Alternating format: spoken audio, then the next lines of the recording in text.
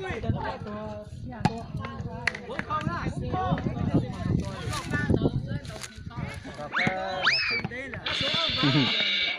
quan trọng là có đã tàu từ quá ít từ ha ít từ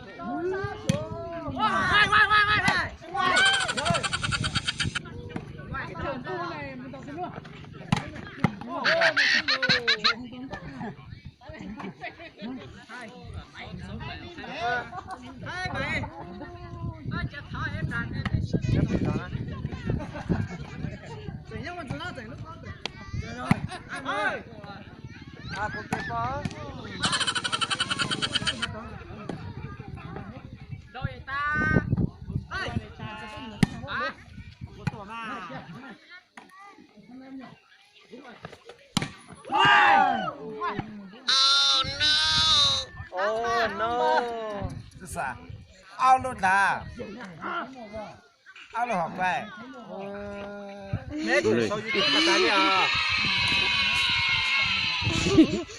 mình mà muốn gì nè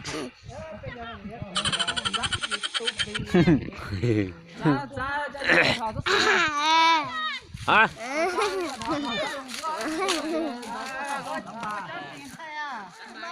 quay ra tới là tí lúc gần bưng thì xa là lúc coi chồng yes nó nhát tí này Okay. yeah No. no okay nè nè cái cho lúc con chuột ta cho tôi ấy Kalau memang sudah.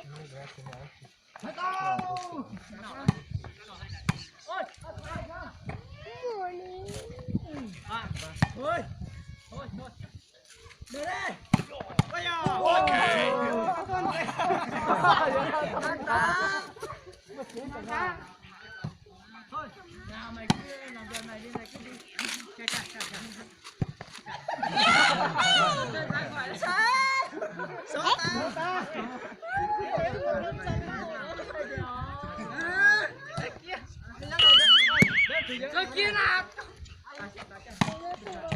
à